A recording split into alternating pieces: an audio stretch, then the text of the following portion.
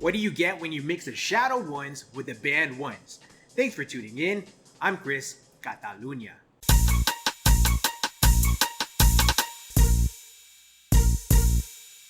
Today we have a good one for you. I have the privilege of shooting from inside the shop of Kicking It ATX. And if you don't know, Kicking It is a sneaker social located in the Domain Shopping Center in North Austin, Texas. Whether you're looking for the latest trends from Nike, Adidas, Saucony, the hundreds, or you just want to talk up your shoe game in the full-service bar lounge in the back, Kicking It has what you need. Check them out at kickingitatx.com. If you haven't already, add me on Instagram at Chris Catalunya with an underscore at the end. Go ahead and like, subscribe, and hit that notification bell so you'll know when I upload a new video. Fight the algorithm, especially since 95% of you watching my videos aren't subscribed to the channel. Please subscribe, I'd greatly appreciate it. Now, if you have plans on March 12th, 2022, cancel them. For real, cancel them now. You're going to want to be in the Austin area on March 12th, specifically here at Kicking It, as they're going to be one of the few stores worldwide stocking this shoe. We're talking about the Rebellionaire 1s.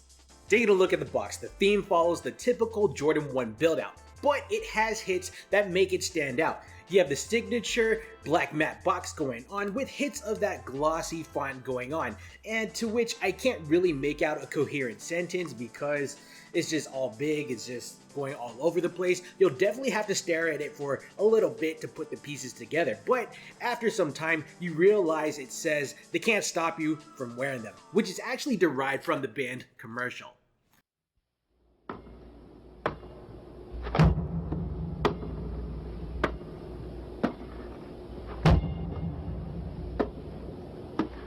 On September 15th, Nike created a revolutionary new basketball shoe.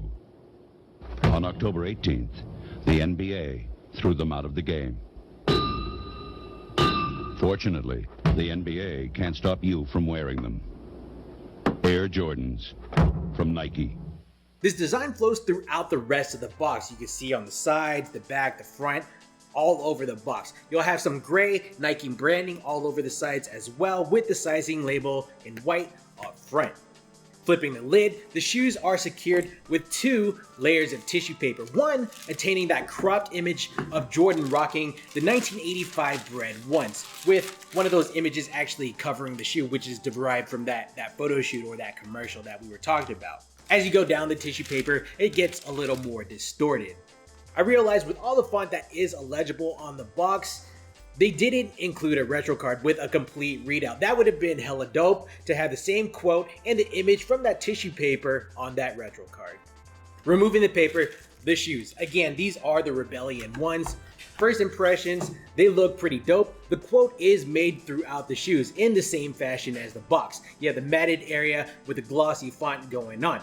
The materials are interesting too. I'm not sure if it's a suede or a nubuck, but the look gives off that kind of cracked vibe that you would see on the Alma Manier Jordan 1s, but it doesn't feel as hard as those. It actually feels a lot softer than those. So the Rebellionaire 1s, I'm sure you know the story already. Back in the 84-85 season, Jordan gets a $5,000 fine from the NBA for every time that he wears the Nike Airships, and Nike pays for every fine too. But back then, the NBA had strict uniform protocols.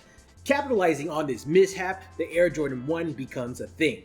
In between then and now, we've had several iterations of the band 1s, the mids, the B grades, the 2016 Bred 1s, the airships that were released in Italy. However, this iteration is different in the sense that it looks like a Shadow 1. It's refreshing. These are set to release at Kicking It on March 12th, 2022, and apparently they might be the only ones to release these shoes on this date.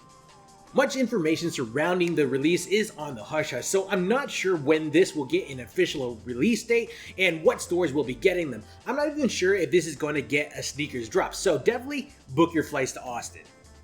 The Rebellionaire 1s retail at $170 USD, add tax and VAT based on where you reside. Taking a look at the shoe, again we have that Shadow 1 color blocking going on. The portion's done up in black. You have the mudguard, the quarter panel, the collar area. This is not done in a solid color black, but it has kind of an ashiness to it, and it plays well with the glossy font going on. It just gives it some contrast. The panel's done up in gray. You have the vamp, the Nike swoosh, the heel, the ankle strap with the Nike Air Jordan Wings logo debossed into there. This attains some white font going on as opposed to that glossy font on the black panels. Moving towards the heel, and definitely my favorite part of this shoe is that signature red band X. We're provided with two sets of laces, the default being the black one of a flat shape and a poly blend. The other color is white, but I think black goes off a lot more, but definitely I will be hitting a foxtrot for some red laces because red would make this thing go.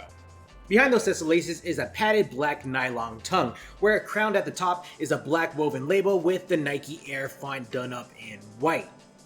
The innards feature a neoprene sock liner that is well padded on the lateral, the medial, and the heel of the shoe. And I love that it's being done in black because dirt won't show easily, which anyone can appreciate. The insole is pretty basic. We have black fabric that runs the length of the insole and has Nike Air at the heel. And this is all placed on a thin piece of blue foam.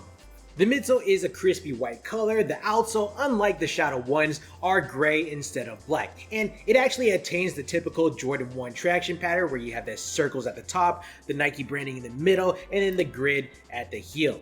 Both the midsole and the outsole are made of a blown rubber component to enable that durability, the flexibility, and still be the foundation of this shoe.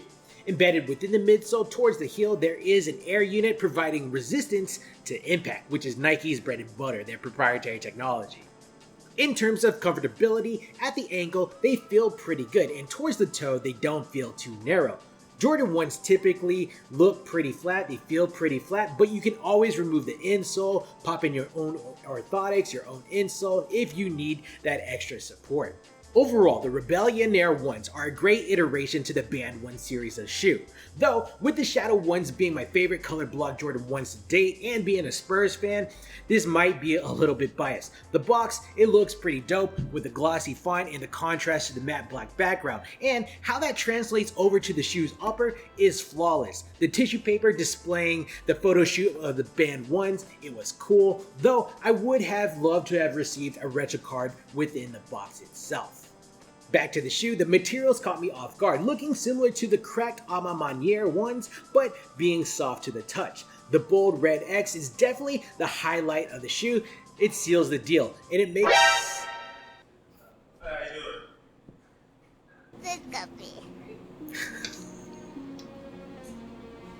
Alright guys, I think this is a good stopping point for this video. What are your thoughts on the Rebellionaire 1s? Are you going to try to fly down to Austin and cop these shoes?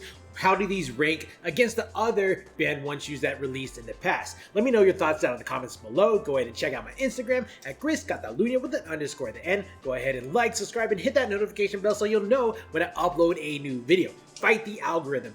I'd greatly appreciate it. Thanks for kicking it with me. I'm Chris Catalunya, and we'll check you next time. Cheers. See you now.